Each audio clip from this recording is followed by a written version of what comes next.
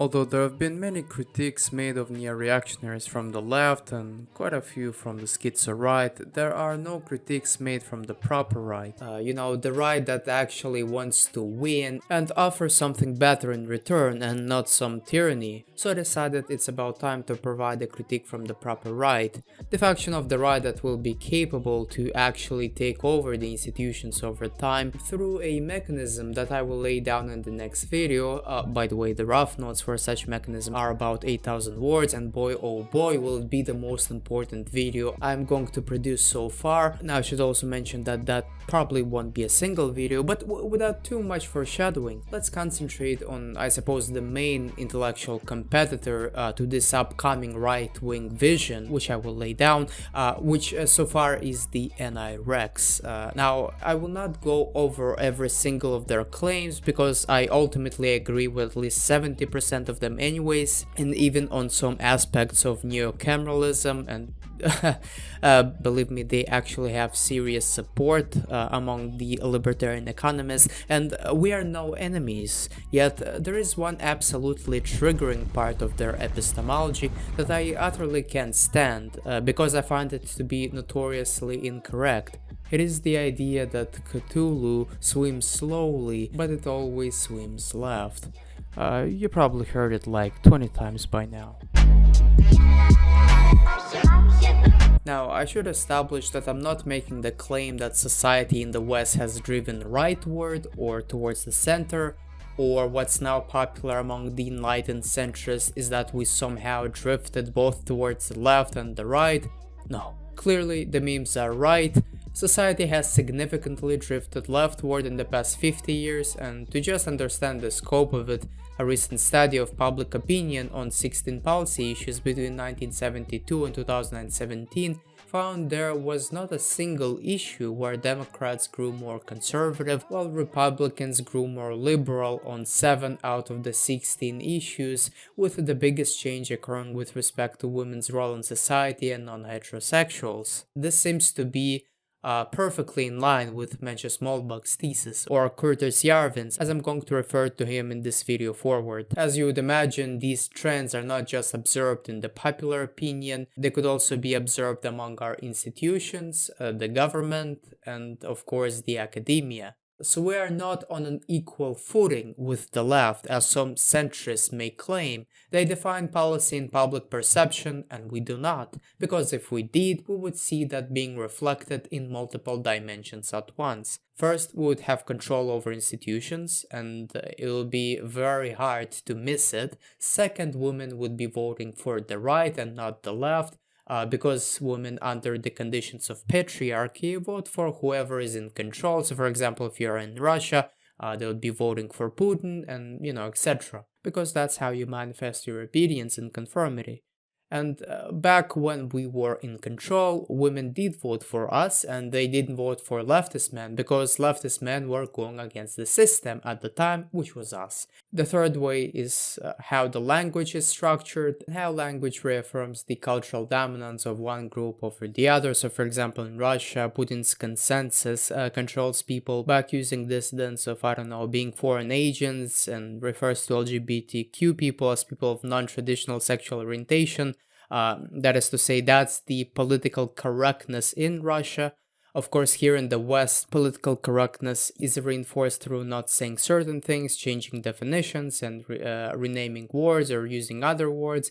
And it would reaffirm a leftist agenda as opposed to, let's say, vaguely speaking, a right-wing agenda, right? And finally, the way we view our past and our future is, of course, defined by leftism.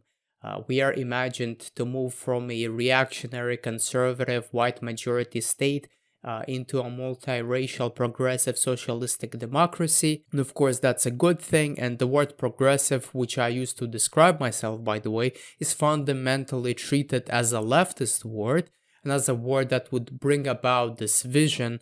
And unfortunately, it seems like Curtis Yarvin has bought into it as well. And if it would be the red Caesar or the blue Caesar, it'll be the blue Caesar. It'll be the next FDR. It doesn't I would matter, love to Curtis. see. He could start out as purple, yellow, or green. Take the powers. No, but I would Curtis, come on. Obama powers of FDR. But back to the point, this shift has not been a universal shift. For example, progress in Israel is defined by supporting the political right wing, and because of a strong cultural pressures, the younger someone is, the more they are likely to support the right wing agenda, and of course that is reflected in shifting Israeli attitudes towards the two-state solution, and also ethnic relations that exist within Israel are similar to America's during the dawn of the 20th century.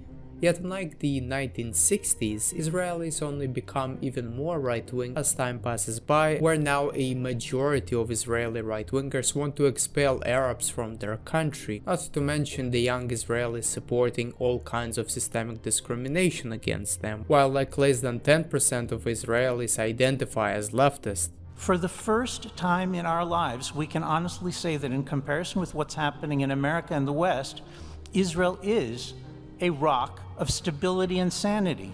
In contrast, these are just the recent results out of UK, which is no different than any other country in the West. And the difference, I would argue, is that the Israelis have stigmatized the left as being traitors and acting against Jewish self-interest, while the dominant culture in the West has failed to do the exact same thing, and instead the right has been stigmatized for precisely trying to protect our group interests. We could also look at Ukraine, who had a significant shift rightward in the recent years, to a point of not having a single leftist party in their parliament. And weirdly, countries in Latin America, who for whatever reason remained white supremacist despite their overall leftist policies, are just another example of how this trend is not universal and can only be observed as true in the West.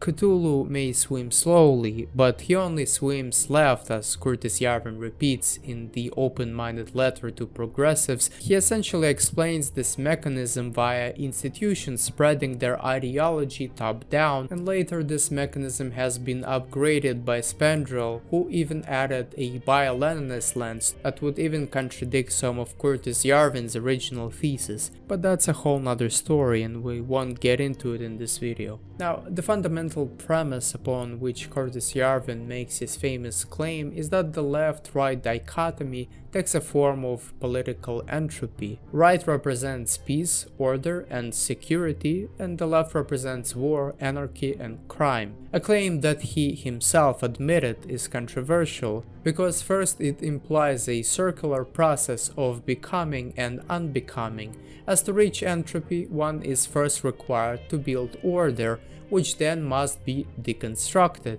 Now, the way to build order is fundamentally through progress, which assumes that the right has been originally progressive. But he is not making a weak theory of history observation where a society transforms linearly through constant self-improvement in a gradual manner. Yet the claim that Cthulhu may swim slowly, but he only swims left, operates as a linear construct and sounds like a weak theory of history claim. It does not presuppose a change of direction, nor does it presuppose power relations, despite Curtis Yarvin talking about power relations constantly. It sounds more or less like a general law, you know, the one he copied from Robert Conquest, which in relation to organizations assumed a general shift leftward because of the experiences in the past 100 years. That is to say, whereas his epistemology or a premise supports a circular progression of history, his conclusion ultimately supports a linear one. Finally, his assumptions about what the left and the right represent are directly tied to the original definition of what the right and the left imply. He essentially says that the right is constructive while the left is deconstructive, but in reality the left has initially gotten its power because it was constructive, just like the right got its original power because it was constructive. Yes, it did undermine the social order, but it had offered something in return, and there are many instances where the right has gotten its power through a deconstruction of the leftist social order and built its own order. That is to say, leftist societies fall and could also be replaced by right-wing societies. What Spandrel does much better than Moldbug is that he recognizes that once the left gets power, it conservatizes culture in such a way as to continue holding power, It therefore ceases to be chaotic, because there is no one left to undermine but oneself, and as a self-reproducing system of power, logically one would assume that at such state of development, the system would tighten its knots by repressing any potential challenges that would hinder its hegemony, which is precisely what we see today, and not just in terms of them closing the Overton window. But that's just a side note for some people who like to call themselves conservatives and think that being right-wing is being a conservative. Conservative in this day and age when you're essentially conserving the system that oppresses us, right? I apologize. But fundamentally, entropy could be driven from all sides. Conservatism could be undermined by fascism, liberalism, or even more hardcore conservatism. And similarly, leftism could be undermined by, any of these.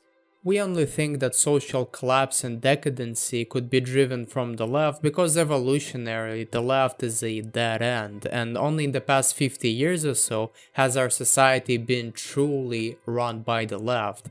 We are just not used to them being in charge, as we associate order with the right, and the right, for whatever reason, is still associated with conservatism. We think that a monogamous traditional marriage is order, but a polygamous marriage is not. We don't think that replacing the LGBTQ flag with an American flag goes against the social order. We don't think that publishing research which undermines social prejudices of the academics and people as a whole goes against the social order, but maybe we should, and better get used to it. The undermining of society or its collapse is not a leftist thing. We know plenty of examples of the right wing collapsing a social order over time, and not just through a revolution. It could be a generational shift. Consequently, it does not matter if a society is undermined. It matters by who it is being undermined, by the left or by the right.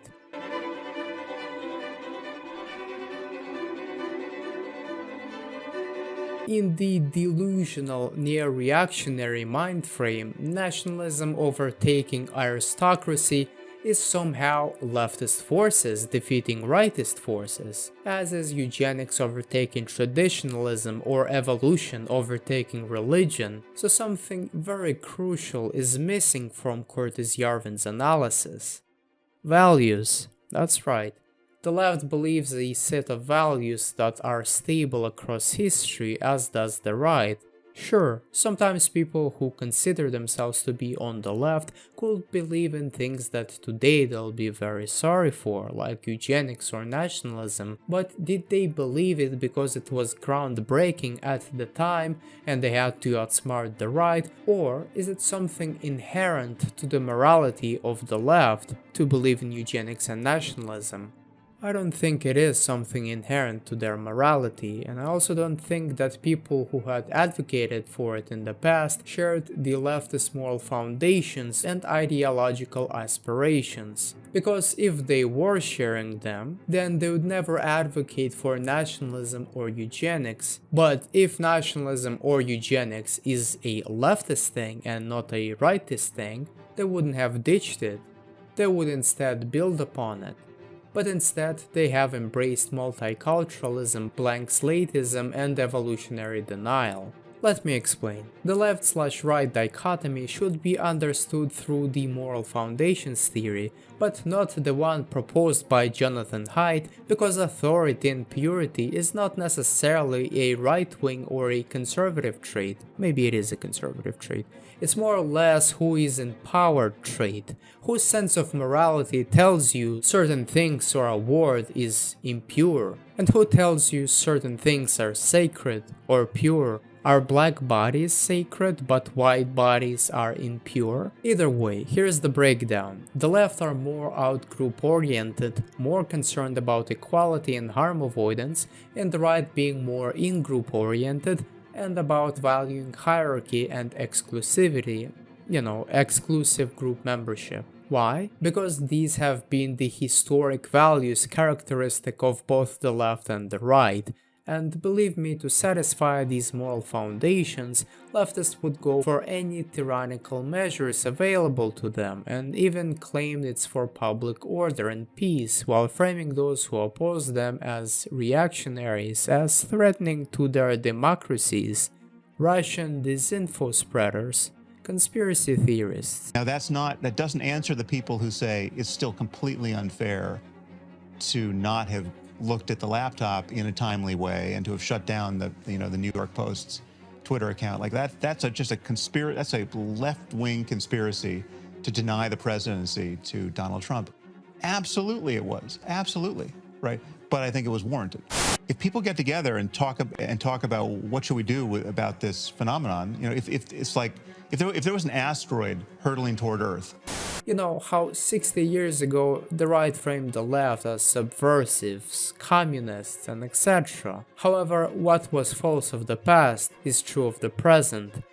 We have a rampant social and institutional discrimination, because fundamentally, to achieve harm avoidance and equality moral foundations, one requires tyranny and strong order to ensure them being fulfilled, and those who oppose them, we are treated as subversives and trolls, those who bring chaos, because we are the ones who are able to outdo them.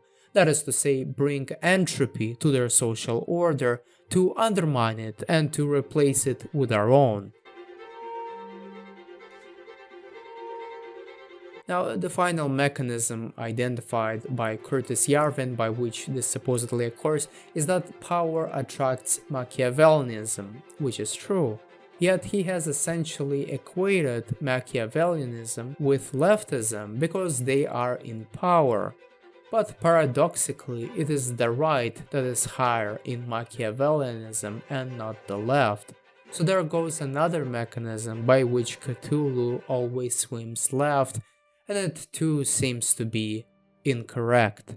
But it's a minor detail I have found. Now, you could also make an argument that because voters are dumb and uneducated, they'll vote for leftist economic policies driving society leftward, as Brian Kaplan had argued, and his supporting evidence was good enough to conclude that there actually might be a law like that, unlike Cthulhu always socially swimming left, but that of course assumes democracy will be an unchanging reality as we progress forward, which I don't think so, and it doesn't have much to do with what Curtis Yarvin has said. I just remembered it randomly. Now, the only mechanism by which Cthulhu swims left, assuming it has eaten all the sailors, that would force Cthulhu to swim right, which I think Curtis Yarvin has got right, is that institutional leftism essentially perverts our knowledge base.